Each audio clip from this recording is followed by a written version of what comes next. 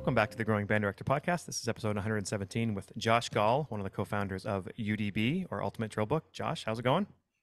Going really, really well, Kyle. How are you? Good, thanks. I loved all the stuff you guys were involved in with Drum Corps this year and all the social media stuff you guys do and the services you do for all of us band directors. So before we get into a couple of new platforms for you guys, can you do a quick review of the UDB company and where you guys started it and what it does? Sure. Yeah. So Ultimate Drill Book was co-founded by myself and my brother Luke. And we actually started the company in 2010, started by selling physical books that just had better drill information on them. And then that matured into creating an app that would allow for students to have a personalized drill learning experience. Then we connected with Pieware. And so now drill can go from the designer to the students in a matter of a few seconds. And so UDB app is really our flagship product. And it's available in the US, throughout Europe, South America, and Japan. And it's been sort of the thing that has allowed for us to jumpstart a couple of other ideas, which I think we'll talk about today. But yeah, we're just professional band kids, and we got a chance to build this company. We've got 8 full-time employees right now, and things are going really well. We're really fortunate. Very glad to hear it. And you're in your new studios. Yeah, our brand new studios here in Austin, Texas, across the street from La Barbecue for any serious barbecue fans. But yeah, it's a great area, East Austin.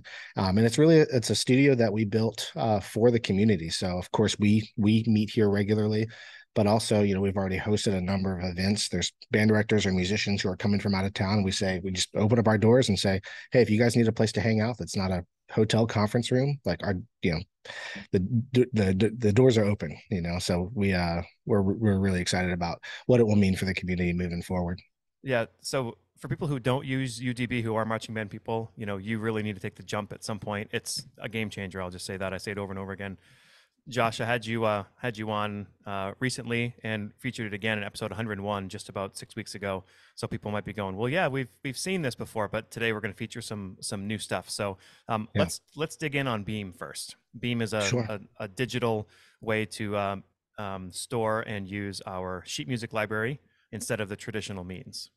Yeah, absolutely. So we are in our second year of a public beta with our brand new music app called Beam, like you just said.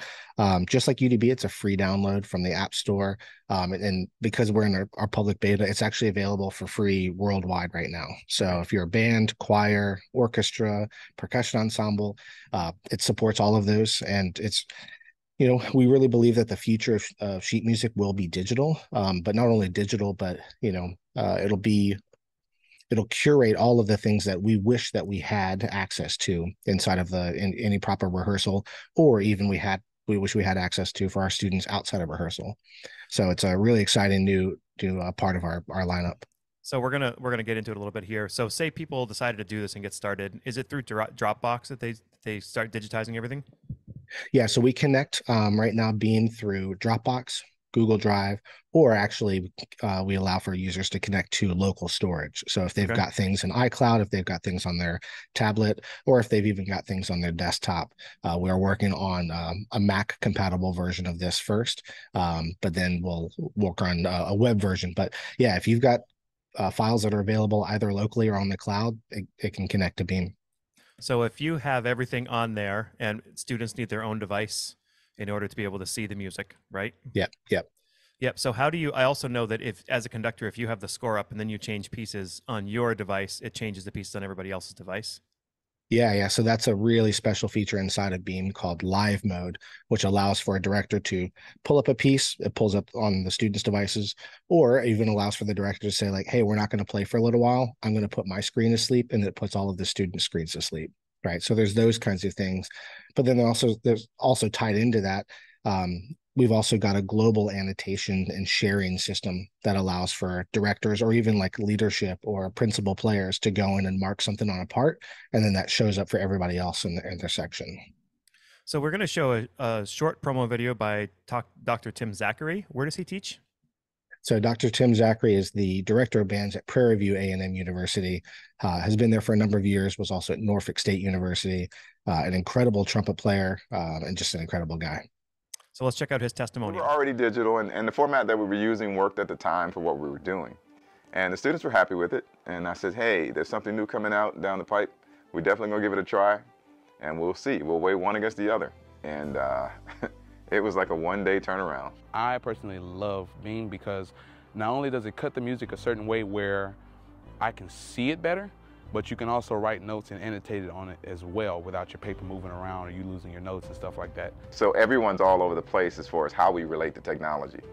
But this particular technology is user-friendly, so it's accessible to all of us. Therefore, even throughout all those varying ages, we're able to be productive using this technology, which I don't think there are very few apps out there where it would actually transcend age. One is that it works on airplane mode, so I can turn off all my Wi-Fi, Bluetooth, I'm still on my music.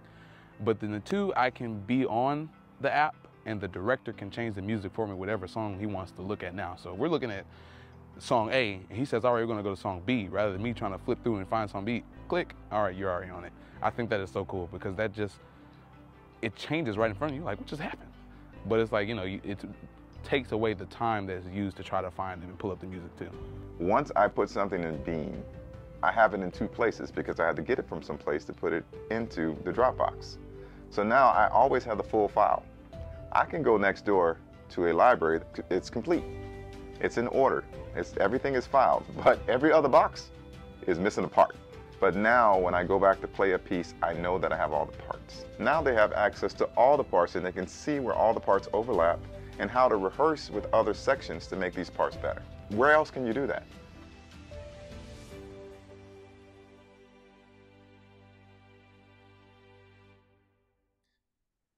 So very well done video. I wanted to just mention a couple things that I saw. So individual mode. So kids can annotate on their own, but it only shows up on their part and not somebody else's part. Say there's a bunch of alto ones, right? It's all individual.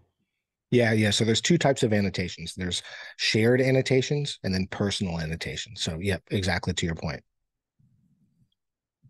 And then, but if say they're playing a piece all together, the kids are required to scroll as they're playing, or does that happen automatically for them?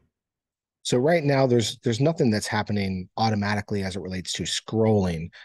Depending on how a piece of music is formatted, though, if you're in performance and you don't want the students to have to switch pages, you can also trigger that in live mode by setting it up by certain pages. So like page 1 would be sort of its own song, page 2 would be its own song, and then as you're getting to the end of that first page, just one person can trigger that, and it flips the page for everybody.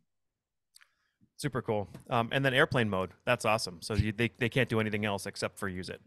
Yeah. So that's a feature that's sort of like trickled over from UDB a little bit. And one of the things that was really important to us, especially when we're getting into the music side of things, because that's going to be happening sort of in the traditional classroom a little bit more frequently, is we wanted for band directors to be able to say, or choir directors or orchestra directors to say, like, all right, go ahead and put your tablet or your phone in airplane mode, just so that way they're conserving battery, but also sort of like ideally not using other things, on their device as well. But related to that, we've also enabled a feature where a director can limit the ability to screen record or take screenshots. So for composers or arrangers who are concerned about, now my music is digital and kids can just post this part, we've actually made that a toggle so the directors can disable that. That's awesome. So one thing that's great about your company is you guys are band directors, and all of you did you say that all 8 of you are musicians, music teachers? Yeah, everybody on our team are music teachers. A number of us were band directors in a former life or a current life, right? But yeah, every single person on our team is a musician. So when people call and need assistance with something, the customer service is top notch. I can speak for.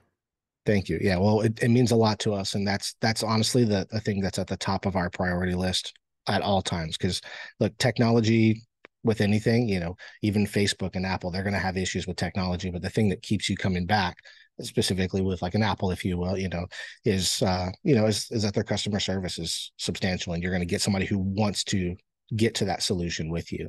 And and when somebody calls us and they're on the marching band field and we hear a metronome in the background and they're saying like, hey, this kid's phone isn't working. These like, are my people. So we understand exactly what they're talking about. Or they're saying like, yeah, there's a car parked on the back hash. What can I do? Like we know that life. And so we can speak directly to it and we can help them troubleshoot, with a great level of a great level just of awareness of what they're Yep. going through. And with the beta version, people can do it for free. Yeah. When is it going to turn into a paid service? So starting in the next school year, so for 24-25 Yep. is when it'll turn into a paid subscription similar to that of UDB. We've not announced pricing for that, Okay. but of course, anybody who is a current UDB user, we're going to try our best to find ways to bundle that to sort of incentivize, Yep. using the products together, especially because the future of these, not yet, but the future of these two products will connect to one another, and you'll be able to do some really, really cool stuff with That's that. awesome. A hint Yeah. towards the future. I Yeah. also like, just speaking for UDB on my end, it's $10 a kid for the year. So I'm not saying that's what it is for Beam, but it's a great service for not a lot of price. Thank you. Yeah. I mean, we often, you know, we often will ask directors and say, like, what's one other thing that you can spend $10 on that's going Mm-hmm. to change the entire season for those students? And it That's totally but does. yeah. So it's, and truthfully, like, when Luke and I started the company a number of years ago, the very first version of any of this stuff was, like electronically at least, was like $4. And you would have thought that we were, asking for $1,000 a kid. Right. And so, as times change, as devices become more ubiquitous, those kinds of things, like we're really fortunate that I think directors and most importantly school systems are starting to see the value. So more and more school systems are starting to buy this for all of the programs in their district, which means a lot. Love it. So for those of you who are watching on YouTube, we're going to do a little visual demo, a little bit about what you see here when you're working with Beam. Yeah, so just really, really simple interface, which was very intentional on our part.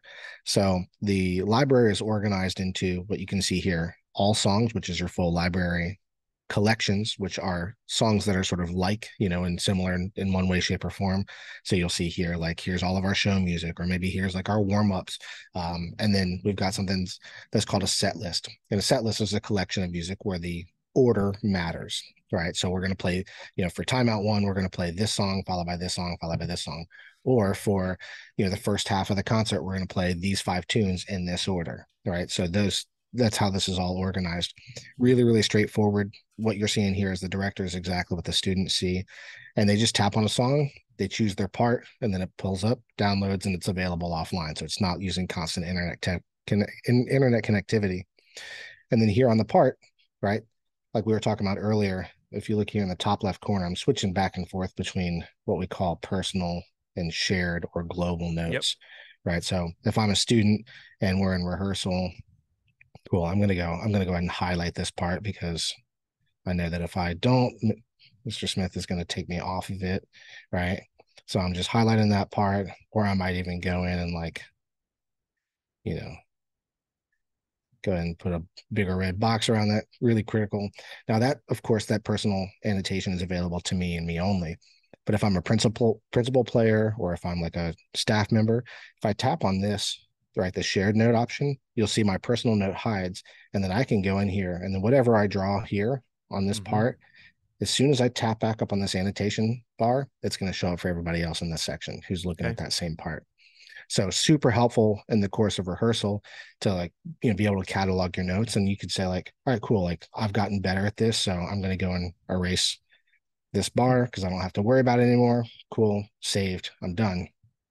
But also, and Dr. Zachary sort of alluded to this in the video, right? The ability for a director to say, like, hey, could everybody just pull up another part real quick? So if I just tap on this Beam button and tap on switch part, I can just tap on full score or whatever it might be.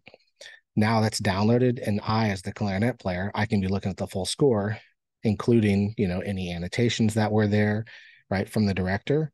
And then when I'm done, I can just switch back over to my clarinet part, and then boom, it's there. So for a director in any ensemble, orchestra, choir, jazz, etc., like, for the students to be able to quickly reference another part or a score, like, that's significant, and that's just not been available to us.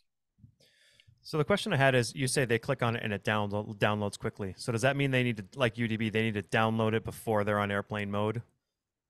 Yeah, well, so, like, technically airplane mode doesn't force you out of Wi-Fi.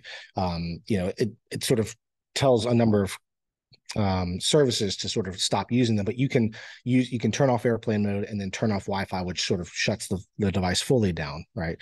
However, yes, once the song is downloaded, you can go completely offline. It stays there offline. It's available, and it's like the size of a picture that you would text somebody. So, it's not like students are going to notice that their phones are starting to take up a bunch of space, or their tablets.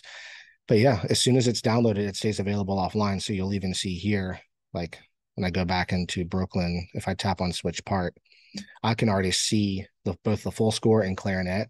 They have that little green icon next to them. Mm-hmm. That shows that those are already available offline. So like if I tap on that, you'll see how quick it is to pull that up.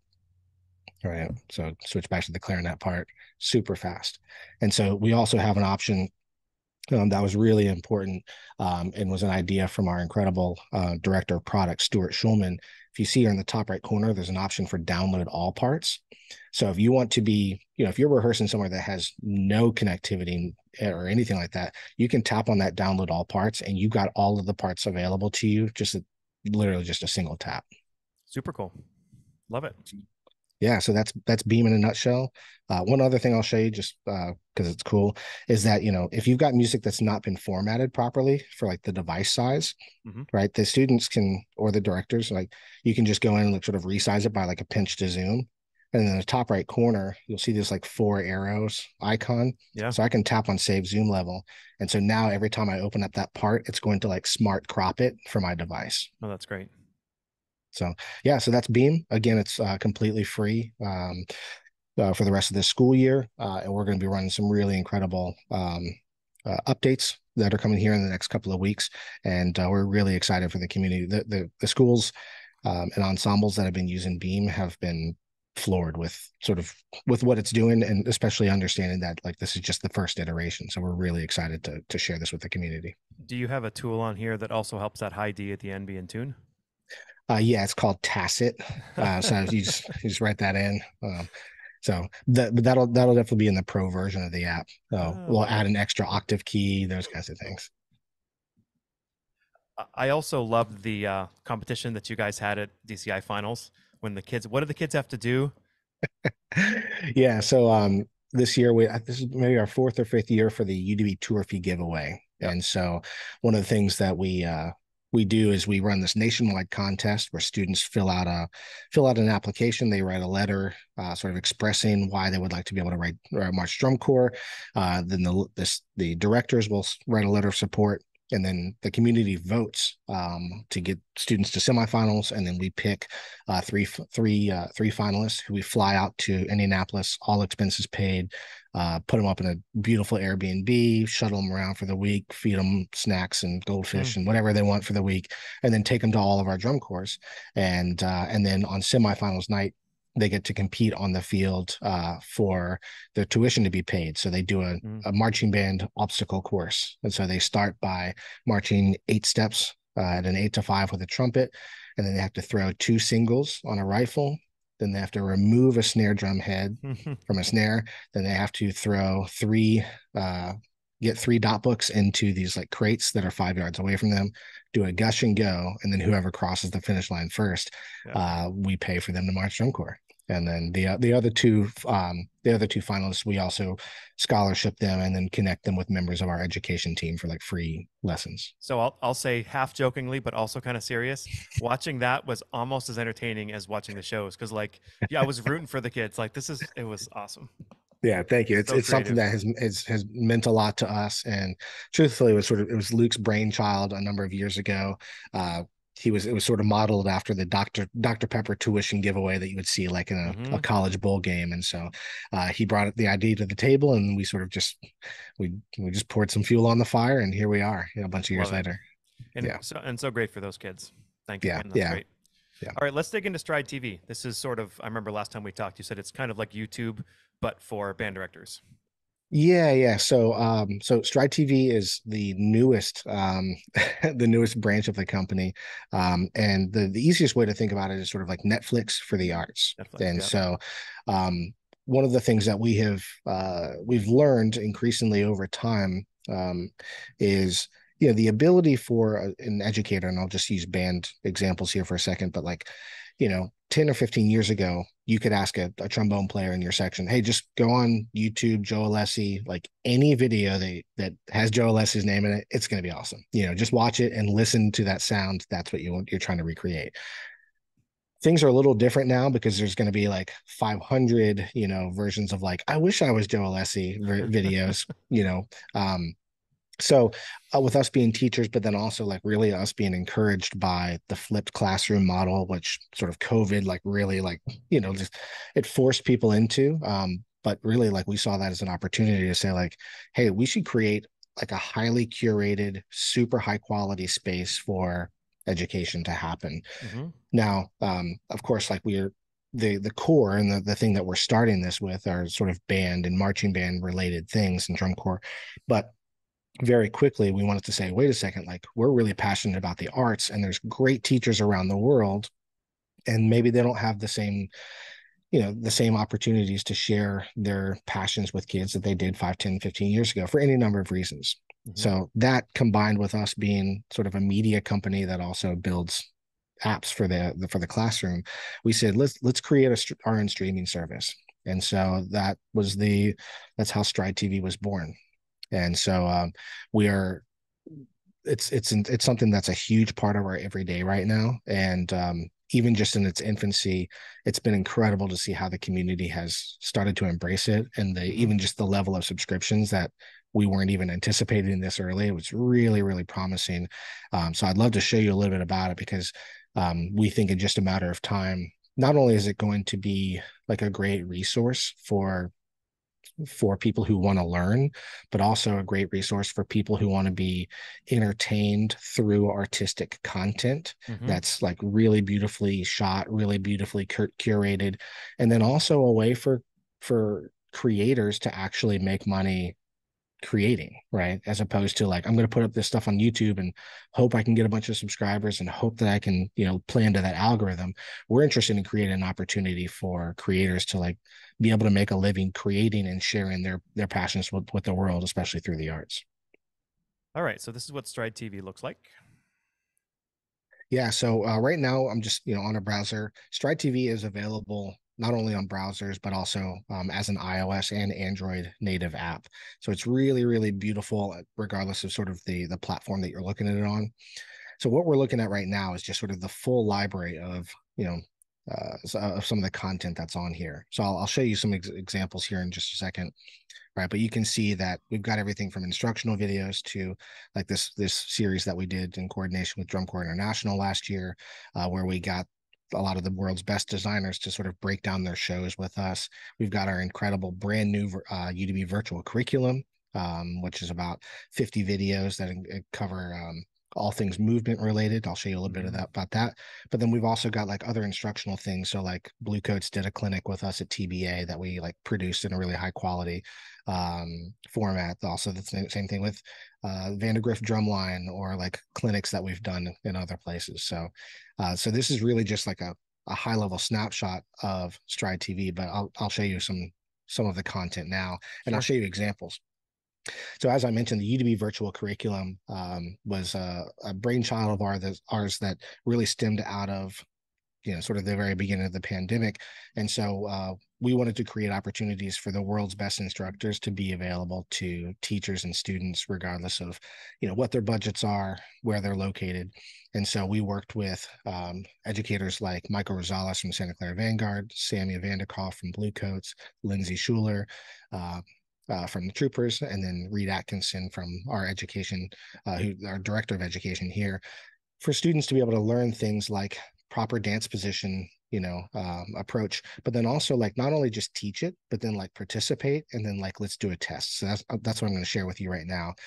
So here's the end of Michael teaching. I think it's maybe open second position, and then here's him quizzing the student or the director in real time. Good. Right leg to. So let me back it up a little bit. There's your positions.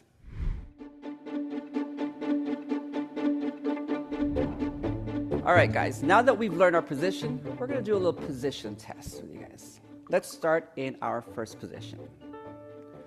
I want to see you take your left leg to second position. Left leg to first position. Right leg to second position. That's it. Right leg to third position. Yep. So as you're Right watching leg this, right, you can to second imagine, position. you know, teachers, they can put this up, you know, on the projector in the Right front of their leg classroom, back to or they first can, position. or they can send it to their students at the beginning of the summer Left leg and say to like, hey, fourth learn these position. things, because when we get to band camp, let's actually Check your start feet. practicing those things as Check opposed your to hips. like learn them from the. Good. Left leg back to. So that's just one example of the positions in Tandu. That's great. Series from Michael Rosales, who's just a master educator and a great friend of the of Ultimate Drill Book. We've also got things like a podcast series. So we've got an incredible new podcast that's called Fin Forte, that's organized and hosted by our director of media, Amanda DeFries, who you see here. And she's now completing her second season of Fin Forte. And it's a series, a podcast that just focuses on like incredible women educators through the arts. And so here's an example of that podcast with Jana Harvey, just one of the absolute best people in this world, but one of the directors from Flower Mound High School, which is about as good as you can get given this. So anyways, just a quick little example of the Fin Forte podcast here on Stride TV. I'm a band director, you know. I mean, she showed me, you know, and just, you know, her humor and, you know, of course, her knowledge of all of music in all of that, and her love for music, you know, I was able to pick up on that. Neither one of my parents were musicians. And so she just showed me at an early age what was, I think, possible. And I always wanted to be her, you know, I wanted to be Cindy, you know, Yeah. you know, as I was growing up, you know. Yeah. And so Incredible podcast that's starting the Stride TV sort of podcast network, and there's going to lots more to come there. And we've also got this incredible series called Inside Drum Corps, again, which we did with in coordination with Drum Corps International. And for anybody who's a director, a drum corps enthusiast, or even like a designer, like these are, you know, this is like the gold that we all wish that we had. And so here's the one and only Richard Hinshaw, who designed for the Colts, or still designs for the Colts, but also like Avon High School and a bunch of other great schools.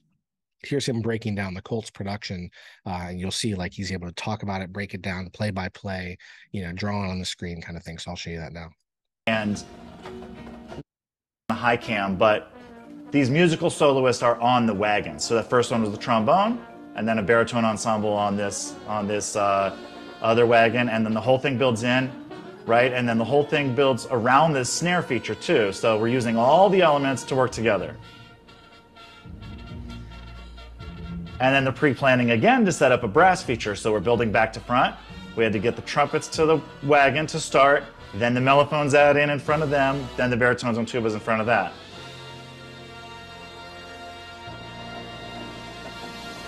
And this one was a challenge because at a lot of the smaller stadiums earlier in the summer, a lot of these dense ideas didn't read the way that they would read from this vantage point. So there was a little bit of questioning this part at times, and then the difficulty of the trumpets all the way back on the wagon, and then layering not just stage right to stage left, but layering from back to front, which is harder musically. And as you could see, we're setting up for another percussion moment. And so we had moments of wanting to change this part, and we actually stuck with it. And as the core got cleaner, so that we could see through the layers, and we got in the bigger stadiums, the evaluation became a better evaluation of, oh, this works great because I can really see through all the densities. So incredible series that we did. That's amazing. With Colts, Amazing.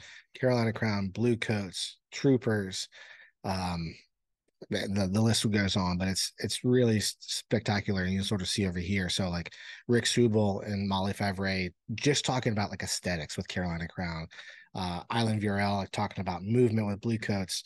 It's just on and on, like just Wow. It's all the stuff that we wish that we had growing up, you know, as sort of a sneak peek into the activity. And the last thing that I'll mention, it's very much in that same vein. So here's a clinic that we shot and produced with the Blue Coats at the Texas Bandmasters Association clinic last year. And you got to see, you know, there's maybe 1,000 band directors here, and they got to see the Blue Coats staff and the designers, both John Vanderkoff and Samia Vanderkoff, design in real time, right? And so I'll share just, you know, a minute or so of that. Sure. Okay, we'll do we'll do a couple different versions. Okay, so dancers. Now they're dancers. So we're going to take our horns off of our face for this move. We're not playing for this part. This is a pit feature. So bring your horns down right when you leave or right when you start to emphasize your departure. And John said something about taking up space and some curvilinears. Still keep that, but number one is as you do that, you need to be aware of the people around you. So once you find a pathway that works for you, try to be consistent with that. Number two, open up your eyes and your focus and your awareness. If you get pretty close to someone, here's an opportunity. Let's say we leave, kind of go. Okay, and then now slow down. Slow down. Okay, and then you do that thing. Do that. That was cool. Through that turnaround. Okay, and as you're doing that, what if I was coming around here and, oh, we had a moment. So now we have a moment of connection, right? Okay, so now if you see someone else, make a connection with them. Cool. That would be great. Go back. Thank you, Nick. Now when you leave, let's leave on the whole counts just so we can see a little bit more clarity on the departure. And so for those who are watching the podcast, they're seeing, not only is this captured, but like we have also sort of curated all of the most important points of all of these things. And so like when they start moving or they start marching, we then overlay the UDB file so you can see that in real time. And so really, I mean, this is just a huge resource for creators, for learners, and this is just the tip of the iceberg. I can imagine. But what Stride TV will be for the community, we feel like is a really, really important signal. It's amazing. How do people submit content, or is it basically you guys are getting content right now? Yeah, so it is something that we are organized in the way that we invite creators to Stride TV. In the future, there will be opportunities for people to say, hey, I'd like to be a Stride TV creator. Those things aren't quite ironed out yet, but where we're starting is going to be like us continuing to sort of curate creators. And then we've got some really, really exciting stuff planned, both on the education side, but also the entertainment side. It's fantastic. What's the pricing of Stride TV? So Stride TV, there is a free option that gives you everything for 7 days. Then it's just super cheap. It's either $5 a month or $30 for the year. For the entire catalog. Plus you get like early access to like Femme Forte podcast episodes, plus lots of other stuff that's going to start to roll out into the calendar. So for $30 a year for you to be able to get access to this content, we're really excited about it. What you guys are doing for music education is just fantastic. So I thank you so much. Josh, thanks for taking the time being with us today, and let's keep in touch. Kyle, thanks so much for having me. We sincerely appreciate you taking your valuable time and listening to the Growing Band Director podcast. Your students are very lucky to have a band director like you. If you have any suggestions for episode topics or think you have an area of expertise to share on a show with us, please reach out. If you enjoyed this episode, don't forget to subscribe. And if you want to help spread the word, please give us a 5-star review and tell your band director friends to subscribe as well. We're available on Apple Podcasts, Spotify, our YouTube channel, and wherever you listen to podcasts. Thanks for listening to The Growing Band Director.